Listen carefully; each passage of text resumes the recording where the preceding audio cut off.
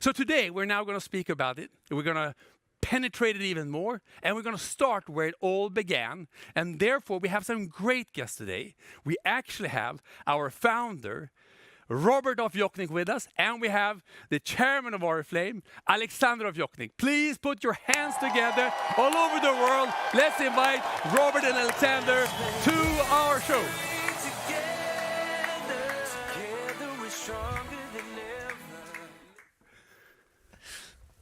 So please be seated. So, Robert, Alexander, how do you feel? Great. Fantastic to be here and have a chance to see all these fantastic people and communicate. Very good. And Alexander? It's amazing to see everyone on the screens. Although it's only via the screen, it's much better than nothing. So happy to see you all. Let's put our hands together for Robert and Alexander once again, all over the world. Show on the screens. Well, first of all, Robert, I think some very important news to everyone around the world. The US told me you have now gotten the vaccine. Yes, I have number 2 taken. So now I'm out chasing and being active. That's great. I hope you all will have that very soon. Yeah, I think so as well. It's so important that everyone gets the chance to start To move around. To move around, to meet each other. Yeah, absolutely. And to do their direct sales even more active. So how has this last year been for you? It's been pretty tough, I think. Somehow you want to do things and you're not able to do it. So I think it's so happy to be where I am now. Alexander? I'm happy. I have a good home and a good home office, and I'm very respectful that not everyone has that. And it has been a year of very much work. Yeah. So I feel it has been a tough year, and I feel it has been a tough year for many in Oriflame and outside Oriflame. So I'm really looking forward to this summer where I think things will change from the COVID perspective. Have you had COVID-19? No. No. So you were lucky? I was lucky. Yeah. I have had You were not lucky. No, I was not lucky, but I survived. You survived. And you look strong. I am back from where I was, Yeah. and of course it made me have a lot of respect for COVID-19, and of course there's a lot of people around the world who has been suffering a lot during this period of time, not only physically but also of course mentally. We are here to talk about Oriflame and the Oriflame culture, and of course there's no other place where it's better to start than with you. Thank for you. obvious reasons. And you were obviously not part of it yesterday, but I told you that we had yesterday discussions about togetherness and the challenges that we have faced with COVID-19, everyone being separated, and of course I shared also my experience where I and Jesper, who are so close, and still we became a bit frustrated with each other because we were on a distance, and then actually one of the things which inspired me when we were trying to find solutions to our challenges was of course thinking about you and Jonas. I mean, you spent more than 50 years in Oriflame together, and you were not always in the same place. How did you manage your relationship over all these years? How did you maintain togetherness? Well, we worked at it, and of course we had one common goal, and that was for Oriflame. We had left our two companies where we worked. We had put everything on doing something and becoming entrepreneurs. So we wanted to do it together because we have been doing a lot of things together, playing tennis, running, and we were always competing, and we knew that we will continue to compete, and that in Oriflame it's much about competing. I can understand that. I mean, because you're a competitive person, the way I know you. But how did you have any disagreements ever, and how did you solve those? Yes, we did have disagreement back and forth, but I think I phoned Jonas every day during all these years. And we just wanted to change some words with each, and now and then I told him I wasn't happy, and now and then he told me that he wasn't happy, and he wasn't happy with me, I wasn't happy with him, and but somehow something kept us together, the goal and the fact that we after all wanted to build something. And it did work, but we had very strong discussions about how to go forward, and people he chose to take into his team and people I took in, and of course they always had opinions about each other, and of course there were room for a lot of disagreements, but in the end Jonas and I sorted it out, and he said that, Robert, the most important thing is that we stay aligned together, and we will continue to do things which is good for the company. You were stronger together. We were stronger. We were definitely stronger together, and I think without having been that strong, we would never have come through all the crises and other things that happened. One of the things, I mean, when I became the CEO, I was working in the Brussels office, not too far down the corridor from Jonas, but you were my boss. And one of the things, a personal reflection is, of course, that very often I was invited to Jonas and Christina to have dinner. Yep. And then I maybe had spoken to you during the day on an issue, and then in the evening I would share the same story with Jonas. And even though you always came from different perspectives, the solutions were always very, very close. Very, it seems like you were bond together with very strong values, despite just having a common goal. Yes, I think we had values from the very beginning, and somehow we looked at things very much the same way, and so that's okay. No, but it is a remarkable feeling. For us on the side, that we felt like we were speaking to two people with the same goal and same values. Yeah. And Magnus, I think you recognize from working with Robert that disagreements is not the problem, as long as it doesn't become personal. Yeah.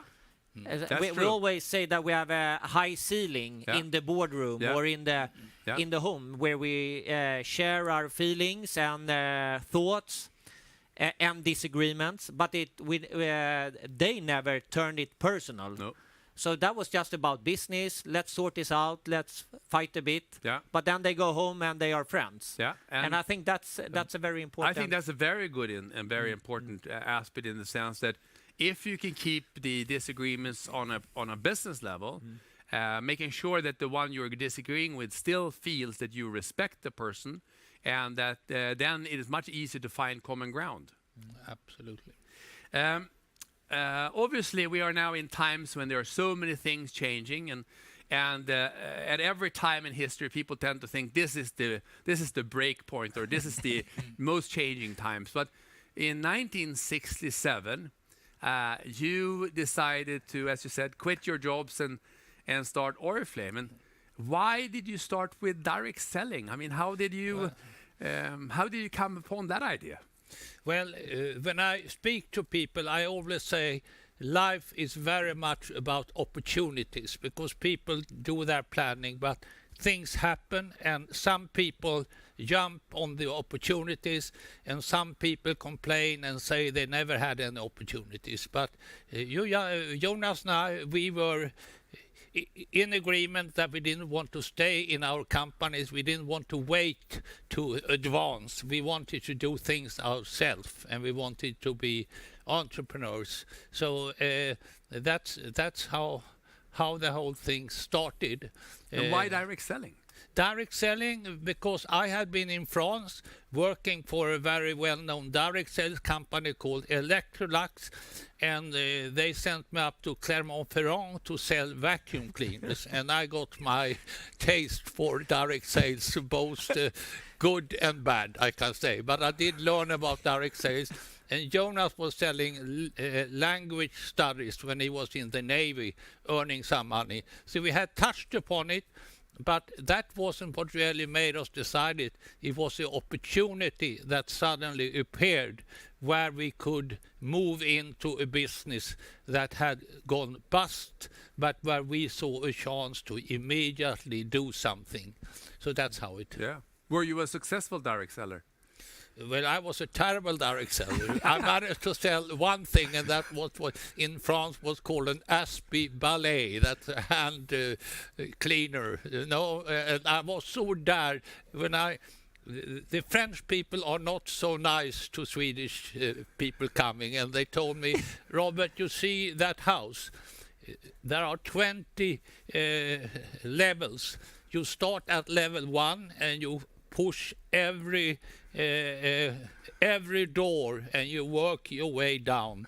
We will sit here drinking a bit of coffee and you tell us when you come down how much you have sold. And I could hardly speak. I could hardly speak French. I said I was a poor étudiant français. But it was, you know, it was a tough start, I must say. But it learned me something about direct selling. So that's not only so the experience was personal in the sense that you knew what a direct seller had to do to sell. Yes, I knew what it was all about, but I also loved people. I think it was so interesting, and I understood very quickly that direct sales could help a lot of people to achieve things in life they never thought possible. Yeah. And that fascinated me, that thing that you can dream, you can achieve your dreams, and nothing is impossible. It's a fantastic to dream and to know that it's not impossible. When you started Oriflame, I mean, now I'm a little bit off script here, but dreams, in a sense, what were your dreams then in 1967? The dreams was to prove myself. Because I wasn't very good at school, I wasn't too successful in other things, and my brothers, they were kicking me here and kicking me there and so on, and I just wanted to show, especially my brothers, that I could do something and achieve something, and that's a good thing to keep you motivated. That's for sure. When it comes to motivation, then I mean, Oriflame has been through many different, ups and downs. How have you been able to keep up motivation during these years? Well, motivation was our dream to reach the goal and succeed, and perhaps going with Oriflame was perhaps the toughest challenge you could take on, because our competitor at that time was Avon, a company that then was the biggest direct sales company in the world, a company that was playing twice as much as we did and had been already in Sweden. And for Oriflame to take up a competition with Avon seemed just stupid, and how the hell could you do it? But somehow, through spirit, we managed to compete in a different way with Avon. And it is true that about 25 years later, Avon stopped in Sweden and left, and we cheered. But if we then ask you, how did you compete with Avon? I mean, this big, huge company, having all these resources, you having no money and no experience. So no, we found some fantastic people, and we had meetings where we were singing, we were meeting. They were very formally, and they had a bureaucracy and so on. We had no bureaucracy. We all were out meeting people and doing it different, and saying even if they paid twice as much, we had to survive paying half. And it was possible, and we had a lot of fun, and we managed to attract people because they thought it was something new happening, and never giving up. Of course, at times it looked almost hopeless, but competition is perhaps the best carrot you can have to be motivated to achieve things, and I think that drove us.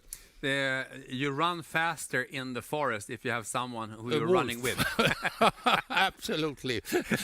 And I always felt I had wolf after me somehow. Because in that beginning as well, Robert, isn't it so that it was not only Avon which was a challenge? There was a company called Holiday Magic that created yes. some. 90, after about 5 years, when I was going to a sales meeting, they said on the Swedish radio that our consumer ombudsman, the person to look after the consumers, had decided that direct sales would be prohibited. And of course that was also a good thing to hear when you were going to a sales meeting. But we managed to negotiate with him, and somehow he understood that it was not the right thing, that we did offer people good things and give opportunities. So the end of it was what then came, I think, in the whole world, that you have to have a week of being regretting the purchase. So you had a regretting period because people rushed in and perhaps they didn't really want to buy it and they were forced to buy it. So they always could. And that solved that problem. A buyback clause. But the whole direct sales stopped in Sweden. The party plan, this was based on party plan at that time. And suddenly nobody wanted to have a party plan. So we were forced to find another way, and then we came into the catalog sales system. So we actually another strategy that was very cumbersome and took time and cost money, but it was the only way to go forward. But this is super interesting, isn't it? Because you were then, there were external factors, Holiday Magic, the legislation that, so to speak, made you have a situation where you really had to transform yourself. Yeah. It was a question about either closing down or finding a new way and being creative. And I think we were. Without money, you have to be creative. There's no doubt about it. Did you ever think that you would quit? No, we thought, had we now left these big companies where there was prestige, and then started with selling, and people told us that you're crazy, how can you leave your companies and then start to sell cosmetics? Well, we couldn't think about going back to them and tell, well, that it has all gone. So quitting was not an option. Quitting was not an option, that's for sure. And that's how we started with the catalogs then in Oriflame. That was the start of the catalog. The first catalog we had was a wine page, and I think I myself made a circle about the product, and it was 20% discount. One page, 20% discount. Then in about 3-4 years, it was 120 pages. Yeah, Perhaps we're not so happy about that today. And now we're trying to transform ourselves back. Yes, to something with much less. But I can promise you we are not going to give up. Okay, very good. Well, Alexander, how do you see upon this, this never giving up spirit from this perspective of Robert and Jonas as always moving, so to speak? I mean, reflecting on motivation and never giving up, I can't remember a single time in my life where I have felt that Robert was thinking about giving up or actually not motivated. Maybe it's your personality, but when things goes well, you almost become a bit uneasy. But when you have a lot of challenges, then you feel at home. And you keep your head down and you work hard, and that is your personality. But actually, I happen to be strongest when it goes badly, and I get worried, as you say, when things are looking too good. I think something bad is working up here. I remember one of the first discussions we had when I became the CEO. You told me, Magnus, don't worry about me being. Always tell me the truth. Because I'm great when it goes bad, and I'm terrible when you're doing good. A little bit like that, it is. But I think it's also that direct sales, it's such an easy industry to love. So I have never felt from you or Jonas or myself that you want to be in any other industry. I mean, we have, it's a lot about people. It's a very intellectually interesting industry. It's a great business. So it's easy it's easy to stay focused and motivated because it has all the elements of an interesting business life and a personal life. I think that's how I have experienced it growing up. If we then turn back to this question about motivation, and of course all of us, especially we spoke about that yesterday as well, and of course we want to speak about it today. And how have you stayed motivated, or when you lose motivation, what do you do then? I mean, as an individual, you personally. Well, I always say everywhere when I get frustrated, I say I do my best, and I can't do more than my best. And I have to be happy with doing that. And that perhaps it's not a way of motivating myself. I want to succeed. I want to overcome problems and find ways around, and to be business smart. I think that's where it's not through intelligence I have won any big victories. It's because I'm pretty creative, and I find ways when things don't work. I've tried to work my way around it and find ways, and I've been pretty good at that somehow. And I assume everything has not always been up. I'm sure you've had a few. No, it's been like I was always running a lot, and you always had these terrible hills upwards, and I knew that that was tough and bad. But I mean, life is with a lot of hills. I mean, you just have, if you want to build your own business, you know that you have to be able to pass a lot of hills and cannot stop just because it's pretty steep. And it was steep, and it was long, and it was like a little marathon. Actually, business is like a marathon, and we continue for 54 years now. What makes, so to speak, Robert tick, in a sense that these are rationales from a logic perspective, but emotionally, where does your power come from? Why do you have this fighting spirit? I always felt so fascinated by selling a product, being able to earn money on that, but helping people. And I was traveling around in the world a lot, seeing people having tough times, not earning money, and the reward of being able to help people and at the same time do good for yourself, emotionally good for yourself, but also economically good for yourself. That was a perfect mix. I said it was every day. I said, had I been selling cigarettes, how happy could I have been? Oriflame direct sales has such fantastic way of you work with people, and if you do a good job, you help them, and they will help you by creating sales. Once you talked about this with. I mean, we are in a business of public speaking and motivating people as well. But I know you've spoken about sometimes about the challenges of being a public speaker, because when you were young, you were stuttering, weren't you? Yeah. No, I was stuttering, and I even went to some help class, and I had a lot of problem of overcoming the fact that I was. Didn't really believe in myself too much, and I had it was the startup was tough, and when I was to speak, I was terrified by starting to stutter. So I had a slow start, and gradually I think I could start to speak without being too nervous, and by being myself. And to let it come out, it's that's fantastic. No, it's no, but I mean, it's in most people are afraid of public speaking as it is. Yeah.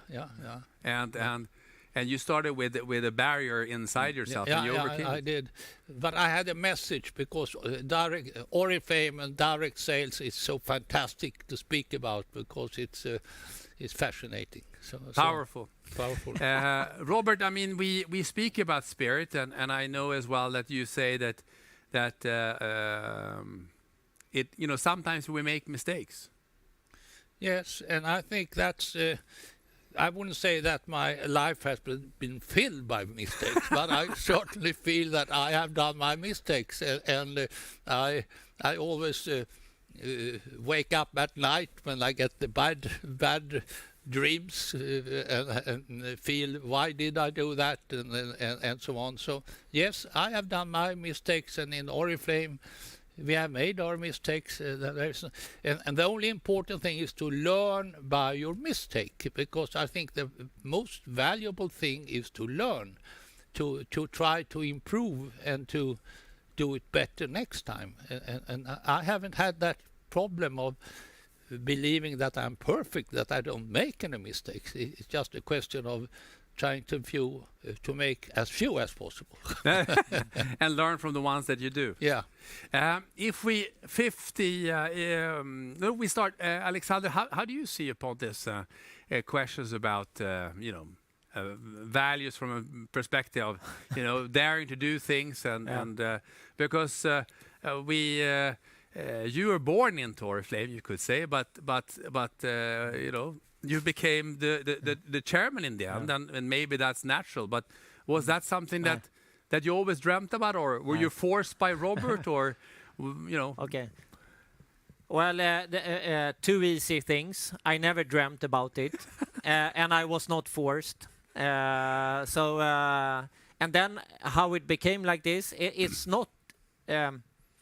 It came fairly natural, but it's still a big decision. It's a big decision for Robert to give me the responsibility, and it's a big responsibility for me to accept it and believe in myself. And but I think I have grown up, and I love Oriflame, and that's not just words. Oriflame is more important than my career, easily. And I think that was the only question I had. I mean, can I do a good job? Do I fit into this? And if I don't fit in, I will not be motivated. And how on earth are you going to wake up then 20 years in a row and be motivated if you're in the wrong place? So that was my thinking. But I concluded that I love Oriflame, of course, but I love the business model. And I honestly don't want to do anything else than to work in our industry in the way that we do with Oriflame and with our culture. Because I say like this, I don't want to wake up in 20 years and regret why did I spend all these years doing X, Y, or Z, in this case Oriflame. And I feel zero risk of waking up in 20 years and telling myself, why did you choose to do Oriflame? I feel 100% sure that I feel good about it, and I will continue to feel good about it. I hope that makes sense. It does. It's interesting, though. Yeah, I mean, after all this, taking on that big responsibility in front of your cousins and your father and your uncle, and then you anyway come up with this idea of going private. Yeah. How did you contemplate? What were you thinking? Big topic, but the short answer is that Robert and Jonas are entrepreneurs. They are always questioning if they should we do this or that. So the topic was and then in the stock market, Oriflame's journey was not super stable. It was up and down, and the stock market, I believe, could not really appreciate the transformation that we are doing. And we believe together, I could quickly feel that we all believe together that there is a good opportunity for Oriflame to be private during these years when we focus on this transformation. Less noise, quicker decision making, and more focus. And when we succeed, there is a big financial upside, of course, for the family and for everyone in Oriflame, because we will build a strong Oriflame that will be that will grow gradually stronger year by year. I am totally convinced. Although it's tough now, I must say. A bold move, but Yeah. clearly according to the Oriflame culture, being daring. Yeah. And I just want to say that when we go up on stage, Robert or Jonas, when I go up with them, we never rehearse. We say a few words, and then still, even with Jonas, that it comes natural in how we balance things. And I think that comes with the upbringing. So if I didn't feel that that Jonas trusts Robert, Robert trusts Jonas, and they trust me, then I wouldn't have dared to propose to do this together with all the cousins. So I think that's an important factor as well. Thank you. In Oriflame, we always, or one of the things for us to paint the picture of why it's great to work at Oriflame, we very often talk to each other and we ask ourselves about Oriflame moments. And of course, it would be great to hear some of your moments, because I assume it's not just one. Robert, do you have any moments that you would like to share? Yes, I have at least 3 moments that I would like to share. The first moment, I think, can keep those now. with Jonas and me at Oriflame's 50th anniversary at the cruise ship going to Greece, and we were celebrating our 50th anniversary. And for Jonas and me, we looked at each other. We were standing up there and cheering with everybody. And I told Jonas, we have reached our goal, because it was just unbelievable for us when we started with this little company and didn't have any money, that one day we would even survive 50 years. And even being on 50 years with 6,000 people on 2 cruise ships, it's just unbelievable. And it told me also that dreams, life is all about dreams, and we reached unbelievable dreams, Jonas and I, and that's the same for everyone. Don't stop dreaming, because dreaming gives you an enormous energy, motivation. And I told Jonas, now we have reached our dream, and then someone else will have to take it forward, and we will look at it and we will have a pleasure with it. So that was one thing. The next thing was our 40th anniversary at the Swedish City House, where Queen Sylvia attended and even spoke to all of us who were there. And I think that also was, again, something unbelievable. The fact that Oriflame really had broken through everything we could have dreamt about. And I felt so proud, of course, for Oriflame that was the proof. And then, of course, one thing with Alexander, when at the Gold Conference, when we always were walking around with a torch, and here Alexander and I was walking with a torch, and there were 20,000 people in Moscow sitting, and that is unbelievable to have your son next with you, and Alexander also being incredibly proud, of course, and perhaps that's why he's chairman today, that he really got all into direct sales, you know. So that was unbelievable. So I have gotten a lot of value out of the time spent in Oriflame. Unbelievable what has happened and what can happen to everyone. I mean, there are these stories everywhere where people reach the unbelievable. Alexander, any moments that you would like to share?